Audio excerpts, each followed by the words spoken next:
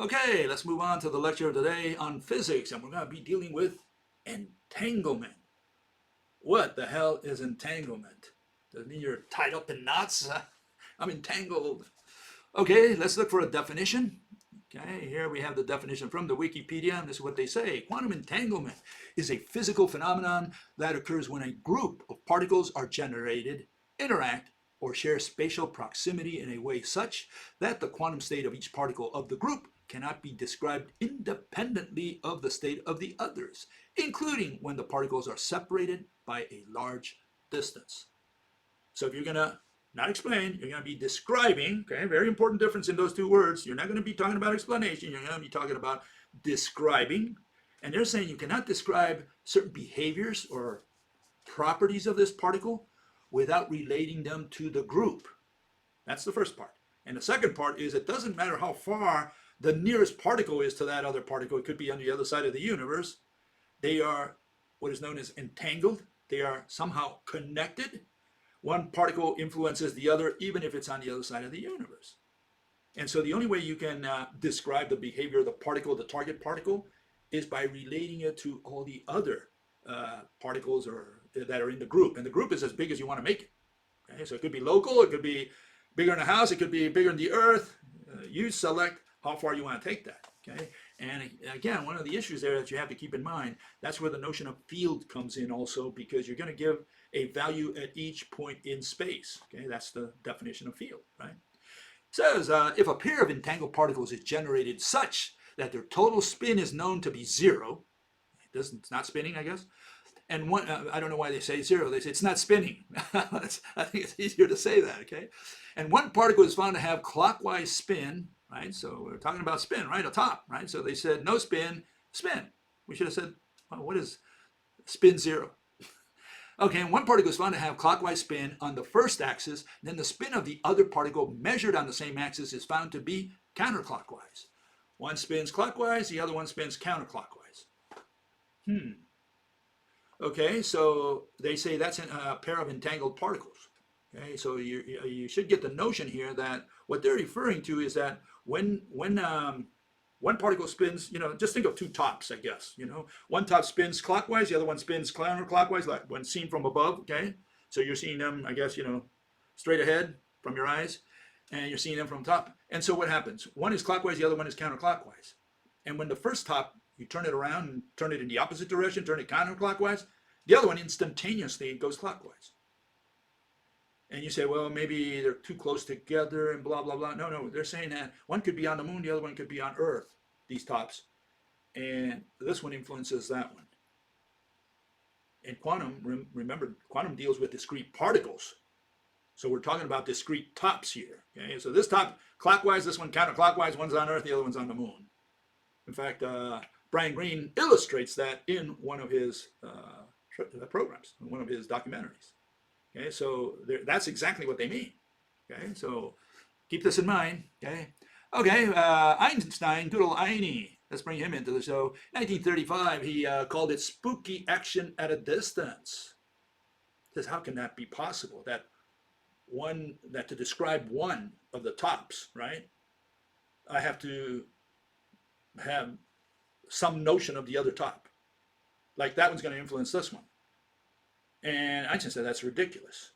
And he didn't say it that way because he didn't want to offend the Copenhagen folks, the Copenhagen interpretation, which was held by Niels Bohr and Werner Heisenberg and some others like Max Born. Okay, so he argued that the accepted formulation of quantum mechanics must therefore be incomplete.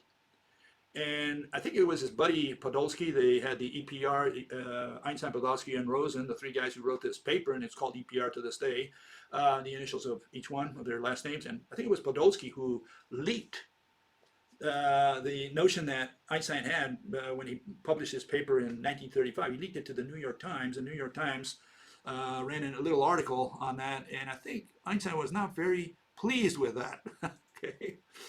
Okay. So where did this notion of entanglement start? Did it start in 1935 with EPR? Einstein, Podolsky, Rosen, the paper that he wrote. I'm going to show it in a second. No, it starts here. It starts in 1927, about 8 years earlier. Okay, and it's at the Fifth Solvay Conference in Belgium. And all these gurus of mathematical physics, not physicists, but mathematical physicists, meaning mathematicians, meaning mathematicians, that's all they are, they just do equations. They met, okay, 1927, I think it was October, November, and here we have these two great men of science, Niels Bohr and Einstein, and they had a big debate. Okay, the debate was not about EPR, Einstein-Podolsky-Rosen experiment, which is this action at a distance without a mediator. Okay, no, their discussion was about the Slit experiment. Okay, and the Slit experiment, as some of you know, looks more or less like this. Okay, here's Einstein and Niels Bohr. I can get it up here. Give me a second. There we go. This is the Einstein experiment. He says, look, we shine a monochromatic light, okay, through two slits, and we see this pattern on the screen. Okay, we don't see just two holes; we see fringes. Okay, and so Einstein was trying to show Niels Bohr in this discussion that we could measure that accurately, and so he came up with his argument. And then what happened? Niels Bohr. He was frightened because this would destroy quantum mechanics if you could measure that precisely. And so he thought about it one day. I think he came in the next day and he said, haha, I got you, Einie. And he says, look, according to your own theory, if we shine a light at in this case, we can call them the window sills of the partition there, of the slits, we send light at the slits. Okay, and they hit the balls, the photons, right? They hit the window sills. What happens as soon as the photon hits the window sills, it's going to move the entire partition to some extent. And here I'm exaggerating, but the point is that if it moves, then you cannot know the exact position of the photons and of the waves. Okay, so with that argument, supposedly Bohr came out of that meeting, or that argument, it lasted a couple of days, came out victorious. He said, look, as soon as you shoot a photon out the windowsill, it's going to move the partition slightly, whatever amount, just enough that you do not know the exact position of the particles. Okay, that was his argument. Okay, so where did these two gentlemen go wrong? Well, they went wrong because they were using this windowsill there, okay? And we're going to replace that windowsill now with a needle, okay? And so now we have a different situation. It turns out that you can do the slit experiment without, using the slit, the double slits. You can do it just by putting a needle in front. And in that case, if you put a needle, now they have the photons have nothing to bounce against. There is no windowsill against which to bounce. And so the photons should continue straight and never make, that pattern. The explanation is wrong, in other words, okay? So if we can do it with a needle, okay, it destroys the slit, double slit version of the slit experiment. We should call it the needle experiment, which, by the way, is much easier to do. Okay, and here, let me show you. Okay, I always use, here's a needle. Okay, I stuck it to a little cork or whatever. I've got a couple of these, so take them with me. So we have, so you can see it better. And I just stick a needle in a cork. You can do this at home, always in the presence of a trained relativist, okay? So here you have the needle, okay? See if we can, and you shine a laser, okay? There's a laser. I'm not gonna shine the laser because it's very hard to hit it, but you shine a light.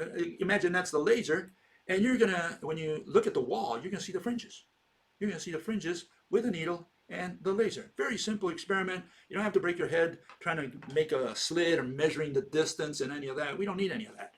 Just put a needle, put a laser pointer, shooting against it at the right distance, okay, and you'll see the fringes on the wall. No problem. I've done the experiment myself, and just don't take my word for it. Just do it.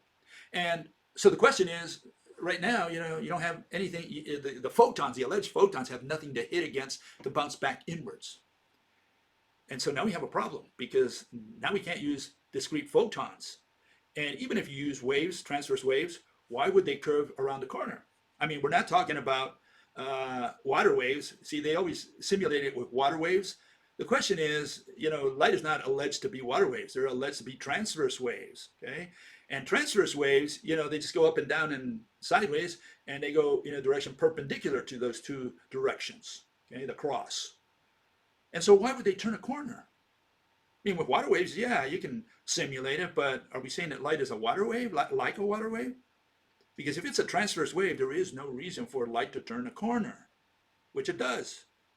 Okay, and yeah, so this is where we have a problem. Under the rope model, it's a no-brainer. The slit experiments. So I'd like to show that, in comparison. Here you have the lights turned off, and you have, I only showed two atoms there being connected. Okay, here I show two atoms again, but many of the connections to every atom on the wall or on the screen.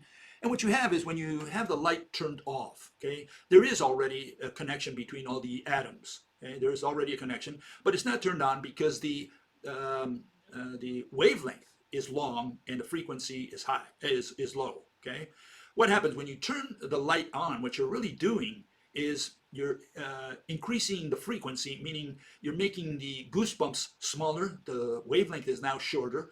The frequency, in other words, the number of links is higher.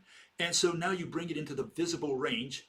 And what happens is the atoms on the side of the needle are relaying that signal from the flashlight to the atoms on the wall, okay, or on the screen.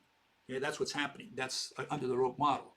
Okay, so we now have an explanation, a physical interpretation that does not involve magic and all this other stuff that the mathematicians have invented. Okay, and here you see what's happening actually with this with the ropes. Okay, if they're in phase, okay, then and there you see it on the bottom. You see like blue on top and red on the bottom on both ropes that converge upon a given point on the atom. Well, then you have constructive interference and you have a bright light because it's pumping. It's compelling the atom on the wall and stimulating it. It's pumping at a faster speed. Okay, and possibly even to a wider range. Okay, maybe there's two phenomena going on in there. On the right-hand side, you see destructive interference, and that's that they're offset. You have the blue on top and the red on the bottom, the threads, right? And the other one has red on the top and blue on the bottom. And so they interfere, they meet at the same atom at the same place, right? We're talking about gazillions of atoms here. I'm just looking at one here, okay? They meet at the same place, and the signal they're receiving are counter to each other. And so the atom does not get that stimulus, okay? So it's not pumping faster, and because it's not pumping faster, the wavelength is below the visible range. Okay, so one has high frequency, short wavelength. The other one has long wavelength and low frequency, and that's how you can tell the difference between a bright spot and a dark spot. The fringes that you see there. So we have an explanation for it, and the explanation really has been around for a long time. It's based on waves. Okay, and you heard it. Those who did high school physics know that. They explain this with waves. What we've done is simply remove the wave and do it with ropes because there is no physical object called a wave. Wave is a concept. In fact, if you look at all these waves that they show there, both in dynamic and static, you'll see that they're just a bunch of vectors. Vectors which are at 90 degrees to each other to different heights. So anytime you look at a transverse wave, look very closely at what you're staring at. What you're staring at is a bunch of vectors. It's only mathematics. That's what a wave is. There is no physical object called a wave. Okay? In the ocean, it's water. That's what's waving. There's not a wave that's waving. It's a water that's waving. Okay? Flag, it's not known as a wave. It's known as a flag. The flag is waving. It's not a wave that's waving, and so on down the line. And the same thing with light. It's not a wave that's waving because there is no physical object called a wave. Just a bunch of vectors, mathematical vectors. That's what they have, values. And they put little arrows there and they confuse you because you think you're looking at an object. You're not. Okay? So keep that in mind. Always when you look at one of those, be aware of what you're actually staring at. Okay. Fill on the other side. Give me a second here. Okay, so what have they done? Well, in order to try to explain the slit experiment, quantum really went out of its way because they couldn't explain, so they kept going into the lab and trying to do different things with the slit experiment. And they put mirrors and they put all kinds of detectors. They put eyes, then they removed the eye. They said, don't observe, and then they put the observer. And they went through all this rigmarole just to figure out how Mother Nature's doing this magic trick. And of course today, they still don't have an explanation for this. They don't have an explanation that you can rationalize, okay? And you can see all the stuff that they've done just to try to see what's going on with a slit experiment.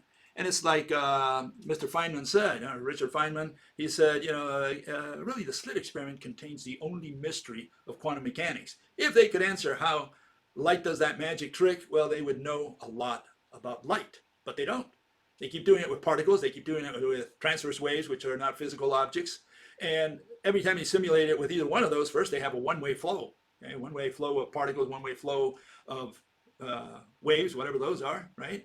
And then they cannot explain it with that either. And they keep putting all these obstacles to try to see if they can detect it. And they finally reach the conclusion that every time you put an obstacle and detect it, you're influencing the experiment. The observer is compelling light to behave in a given way, and then you cannot observe what you're trying to observe because you moved it. That's the issue. Okay, and so let's continue here. This is Einstein. He came up in 1935, and he wrote with Podolsky and Rosen, can quantum mechanical description of physical reality be considered complete? He was challenging Niels Bohr and his Copenhagen interpretation, saying, look, there are hidden variables that we're not aware of, and that doesn't mean that, that we can never measure, okay? We can never measure. We should be able to measure. All we need to do is find out what all those hidden variables are, all those ghosts that we're not particularly aware of, okay? And a few months later, in 1936, Niels Bohr answered him and criticizing this EPR, this Einstein-Podolsky-Rosen argument, but they didn't have the technology at the time to so-called prove in the lab one way or the other who was right. And were they trying to prove an explanation? No, they don't have an explanation. They don't have any explanations in quantum mechanics. Not one. Okay, they don't have explanations. They have descriptions. Okay, and so what they were arguing about were descriptions. They're saying, look, the description of quantum mechanics is that it's a wave until it becomes a particle, and it becomes a particle when you measure it. At that point, the wave function collapses to a point, and that's why you measure a point. Before that, before you take your detector or whatever, your probe, light behaves as a wave, as I guess a field they would call it. Many waves, we don't know what's going on there. The cat is both dead and alive, and it only collapses to a point, to something detectable, to something classical, you could say, okay, when you measure. At that point, it collapses. Einstein didn't like that. He says, you're saying that we have this fuzzy world out there before we measure that we cannot know anything about. And that's why it became a probabilistic theory. There was a probability of where the photon or the electron could be at. Okay, but they didn't know exactly until they measured. And when they measured, they said, it's too late because now the observer interfered with the experiment. And or you could say it entangled the experiment. In other words, at that point, there is an interference with a particle you want to measure, whether be it a photon or an electron.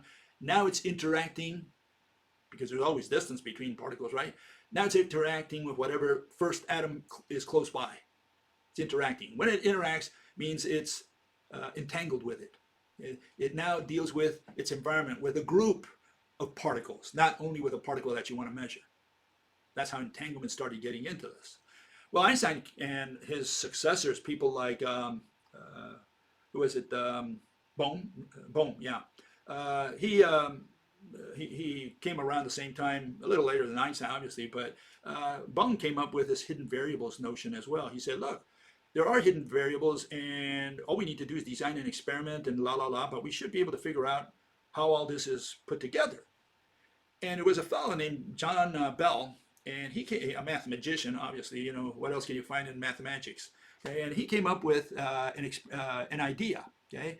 And really before that, we had first the experiment. And the experiment that they came up with, an idea how they could test this, is with the what is known today as the Alice and Bob experiments. What they do is thought experiments. They have Alice in one place, and she measures something clockwise, and Bob is on the other side, and he measures something counterclockwise. And when they wanted to see if there was any possibility that you could detect by just measuring, by Alice measuring something, they could tell what Bob would see there without measuring.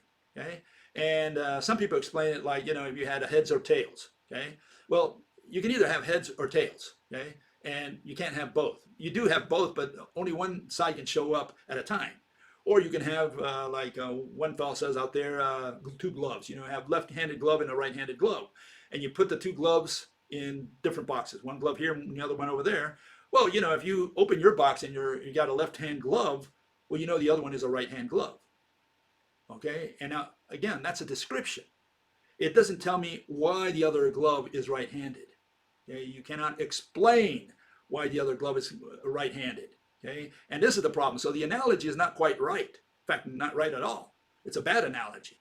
Much better analogy is the rope. Okay, because one side can go counterclockwise, and the other side had better go clockwise to the viewer from the other side. I'll show that in a second. But anyways, this is what they show. Where here we have Alice on one side of the world, and we have Bob on the other. And they're saying if Alice spins clockwise, well, Bob must, of necessity, spin counterclockwise. And vice versa. If Alice now, you turn her around and she goes counterclockwise, well, then Bob will go clockwise. Okay, so this was the experiment that they designed out there, okay? Or it was a thought experiment, okay? And they designed this, and they said, well, unfortunately, we don't have a way of testing it at the quantum level, at the photon, at the electron level. So it's like a moot issue. Yeah, it's a thought experiment, and it doesn't go beyond that. Turns out one fellow, this fellow, John, what's his name? Sorry. His name is John Bell. He came up there and he came up with an equation. Okay? He came up with a number. He came up with a calculation. And he says, imagine a pair production, photons. One atom shoots two photons in opposite directions. Okay?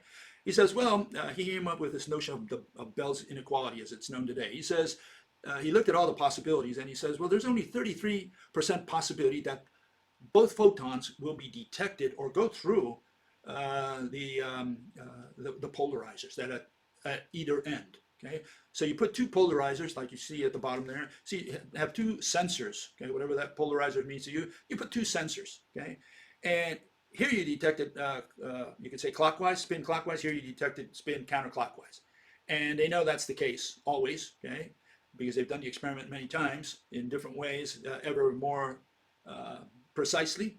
And so Bell just thought, he says, look, there's only so many possibilities. And he came up with a number. He says, look, it's got to be 33% or more of the times that we should have the polarizer detecting the photons going through it.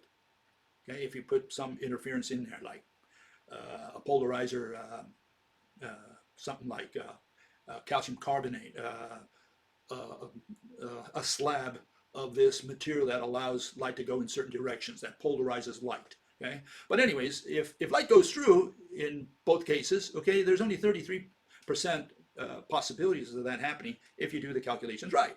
Turns out when they did the actual experiment, it was greater than 25%. So there was an inequality there because, they said, hold it. This is what our calculations show, but this is what we see in the lab. It's greater than 25% probability. And that's essentially how they eliminated, this hidden variables, at least in the minds of most mathematicians. I'm sure that, as always, there's someone still out there saying that